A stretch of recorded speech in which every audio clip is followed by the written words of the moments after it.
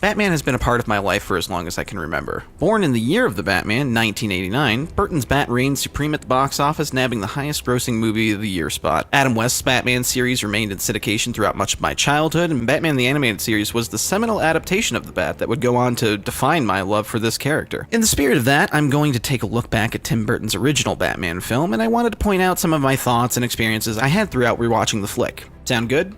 Alright, you want to get nuts? Let's get nuts. Right off the bat, we get that instantly recognizable Batman theme by Danny Elfman, who subsequently has gone on to score this year's Justice League. Here's hoping he'll sprinkle some of that Magic Ivy spores onto Junkie XL's Batfleck theme. These films have gone on to show how well this character can lend itself to inspiring, epic, sweeping, and soulful film scores.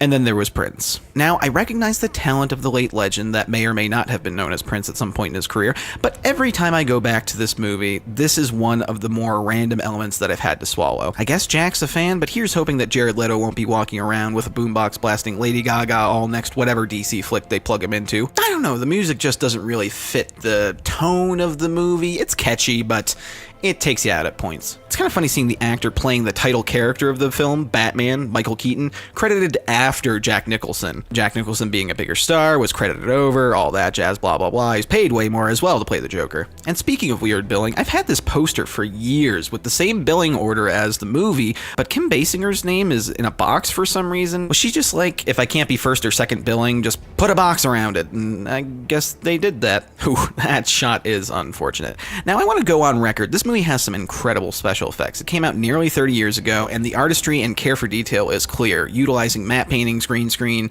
and even miniature techniques to great effect. And even stuff like the miniature techniques were even carried on to the Nolan era films, showing that these practices are timeless in filmmaking. And then there's this. As I said, unfortunate. Not deal breakers, but moments that take you out of the fantasy when so many other similar elements are leagues ahead and done way better in this film. I always loved seeing Billy D. Williams as Harvey Dent, but bummed we never got to see what he would have brought as Two-Face. It's just sad seeing a bit of squandered casting. At least he wasn't strung along through 3 effing movies, only to still not to get to become the villain that he was supposed to be. I'm looking at you, Dylan Baker. I'm supposed to be the Lizard. How the hell does Knox not know what Bruce Wayne looks like, or even the backstory about his parents? Look, I get it, this is Batman's origins being told for the first time cinematically, but you want to string it out and leave it as a mystery for characters to discover along with the audience about what happened in Bruce's past. But how does no one at the newspaper know what happened to him and his parents? How does Knox not know anything about him? Despite never noticing in some previous viewings when I was younger, Keaton's lack of ability to move his head while wearing the suit and cowl is very apparent. It would suck having to constantly full body turn just to look around. I don't know how Batman can really operate effectively this way, but he sells it well enough that I never even noticed the first multiple viewings of this film. Gotham is so well portrayed and realized by Burton, it lives and breathes filthy Art Deco and crime. There isn't one shot without billowing tufts of steam and smoke coming from chimneys or sewer grates. Gotham feels dirty, corrupt, and dangerous. Similarly, a lot of the film is harshly lit, creating sharp highlights and dark shadows everywhere. It's dark, but lit stylistically as opposed to going for the more realistic lighting that the Nolan trilogy later sported, but also a bit more pulled back from the Schumacher flicks in the years to come. It's reserved but bold when it needs to be and really accents the film well. Now this scene was kind of funny to me. The joke being it's awkward that Vicky and Bruce are sitting so far away from each other at this large dining room table. They then seemingly simultaneously realize how ridiculous this is, and Bruce sweeps Vicky off to the more humble log cabin side of the mansion. Now, if you're Bruce, this had to be part of the plan all along, right? He couldn't have possibly actually thought that this was a good idea. So, smooth move, Bruce? Smooth move. The reveal of Jack seeing himself for the first time is so effectively done. The acting and the way the scene is presented is truly spooky. Jack is insane, and that's what's allowed Nicholson's take on the Joker to endure along with Heath Ledger's clown Prince of Crime. And Jack certainly puts the Prince part up front. When talking about Nicholson's incredible turn as Joker, it's hard not to equally gush over Keaton as both Bruce Wayne and Batman. Keaton brings an affable, tortured, and calculating Bruce Wayne to the table, and a stealthy, badass Batman as well. Much like the opening scene of BVS with Bruce running into the cloud of dust and smoke to save who he could, here we see when Joker's men open fire on a crowd, everybody goes down, but Bruce stays standing.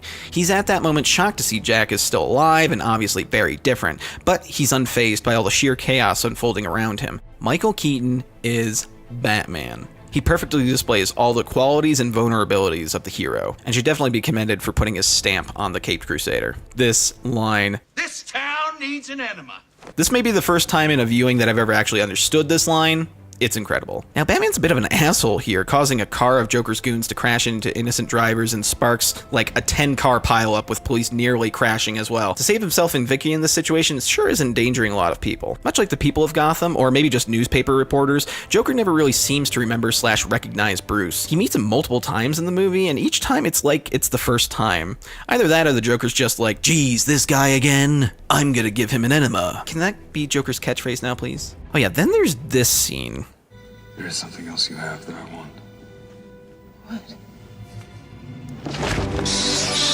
Is that meant to be that creepy? The next thing we see is Vicky coming to in her apartment. I'm left going, while she's just like, darn, he took my film.